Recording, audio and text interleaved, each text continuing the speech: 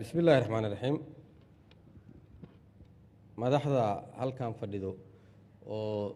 wasaaradda warfaafinta iyo saxaafadda iyo culimada iyo asxaabta kale ee halkan ka soo qayb galay xafladan aad ay u mahadsan yihiin waana salaamayna assalaamu calaykum waraxmatullaahi wabarakaatuh marka hore marka xigta anaga cabdicasiis waxaan u maleynaa markii laga reebo waalidkii tooska u dhalay qofka labaad oo markii la tacsiinay loo soo tacsiinay ayaa kamid ahaa saas darteed tacsidiisa ku dheeraan maayo dadka looga tacsiinay ayaan ku jiraa waxaa jirto cabdicasiis iyo anaga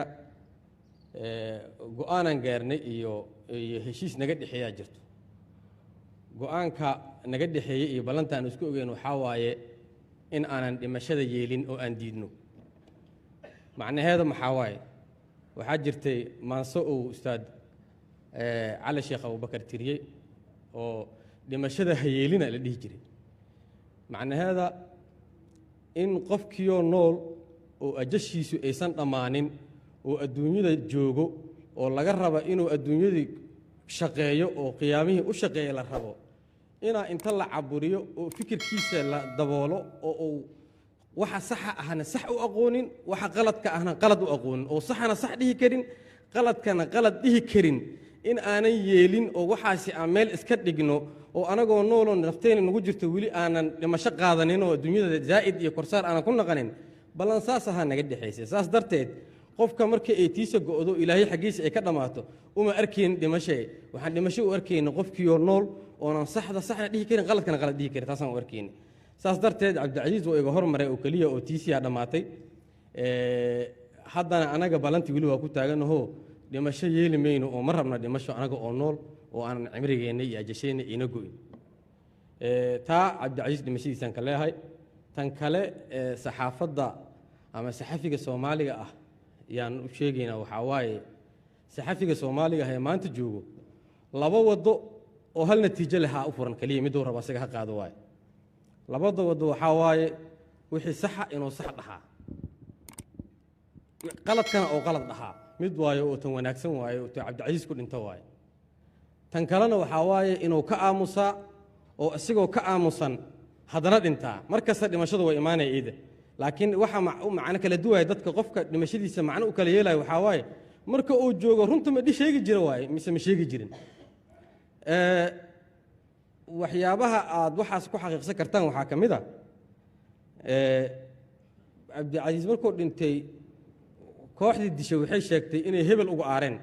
hebelkaas warkiisa waxaa ka mid ahay saxafi kastoo soomaaliya waxaa noogu qoran inaan dilno oon dhimashada aan keenno malakamoodkaan haynin moogiye waxaa noogu qoran inaan dilnaa marka adiga midaa kuu qorane dila dhimasho way kuu qoran tahay tii saxda aheedaa kuu qoranoo mar kasta ku dhimanaysee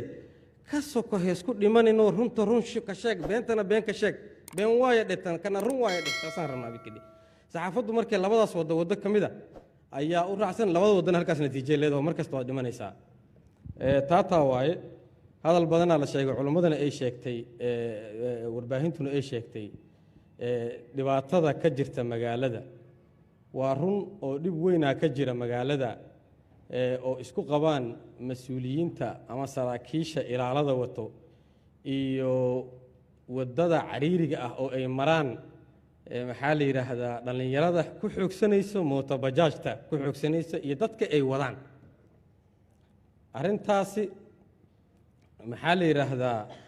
dadka dhallinyarada mootobajaajka ku shaqaysto oo ku xoogsato xaqay u leeyihiin waddada inay maraan mas-uulka waddo jaam ah soo gaaraa oo daba socda oo ku yimaadaa waddo jaam ah waxaa xaq loogu leeyahay inuu ilaaliyo xaqa wadda marista oo muwaadinka shaqaysanayay waddada maraayay inuu daba socdo hadduu ka daba yimaado oo uusan ku qasbin in waddada uusan ku qasbin inuu ka hor wareego uusan ku qasbin oo markaa hoon xabad uusan uga dhigin haddii asigoo socdo ay ka daba yimaadaan dhallinyarada shaqaysanaysane waxaa lagu leeyahay in uusan reebin oo iga her amba iga hor wareeg uusan dadka ku dhibaataynin marna iga her uusan ku dhibaataynin suuragal maaha in marna qofka muwaadinka lagu dhibaateeyo iga har marna iga hor wareeg lagu dhibaateeyaa arrintaasi askarta iyo ilaalada mas-uuliyiinta marka hore waxaan u sheegaynaa in qofka aad ilaalinaysaan oo madaxda ah cidda aad u ilaalinaysaan waa bulshada ka ilaalimaysiin qofka aad u ilaalinayso qofka madaxda ah haddaad dhibaato gaarsiisid dhibaatadaasi waa lagu ciqaabaa waana lagu maxkamadaynaa mas-uuliyaddii iyo dhibkii aad geysataanaad maree iyadoona cid kula marin taa midda askarta ilaalinaysa iyo dadka madaxda ilaalinaysa waa tan kale oo iyadana muhiimka ah waxaa waaye mas-uulka ama maxaa la yidhahdaa sargaalka la ilaalinaayo waa inuu ogaadaa asagana inuu mas-uuliyadda qaybka leeyahay nooca iyo macnaha uu soomaalida iyo dowladnimada uu leeyahay waxaa ka turjumaya qofka ilaalinayo qofkaas hadduu dadka dhibaayo macnaheeda asiga naftigiisa dhibka wadaa zaa'iduuna ku yaha waaye sharcigana wuu qabanaa si lamid ah kan askariga ah oo dhibka geysta oo u qabanaa saasoo u qabanaa taa waaye waa jiraan dad loo soo xiray dhibaatooyinkii maalmihii lasoo dhaafay dhibkii dhacay labada kiisoo iska daba dambeysay rag dadkii sameeyey oo loo soo xiray waxaa gacanta ku haya xafiiska xeeraalinta waxaana la marsii doonaa markii la hubiyo kadib ciddii ay ku caddaatay inuu dhibkaasi geystay ciqaabta uu la kulmo markaasi sharciga ka heli doonaa hadduu ilaahay yidhaahdo aad iyo aad aa u mahadsantihiin asalaamu calaykum waraxmat ullah